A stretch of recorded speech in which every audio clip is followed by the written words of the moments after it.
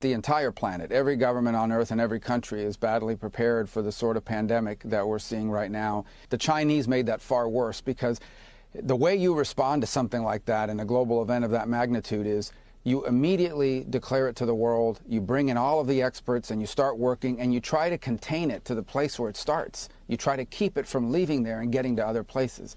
And instead, what Chinese authorities were interested in was their image. They didn't want to look bad. They didn't want to look like they had a problem. And so they covered it up and they punished the people who actually spoke about this openly. And they weren't open to researchers. They didn't share the original virus, or they didn't even disclose human-to-human transmission until very late in December. And everybody was really lost 4 to 6 weeks here in responding. We could have been 4 to 6 weeks ahead of this had they been more transparent.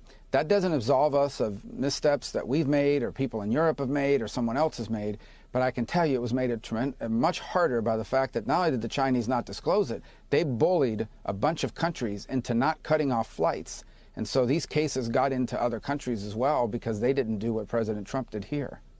Well, we also remember an article from Chinese state media that reminded the world that, hey, all of the prescription drug active ingredients are produced in China. So if the Chinese Communist government decides to hold back and not export any of those active ingredients, well, then that's what happens. Beijing can do that. How do we trust a partner on the global stage when we hear things like that? We know that the Communist government runs the state media in China. Exactly. You have to have an industrial capacity, and we're learning it the hard way. And Right. I hope that one of the things that emerges from this is that we will never again think that we can rely on everybody else to provide us our industrial needs.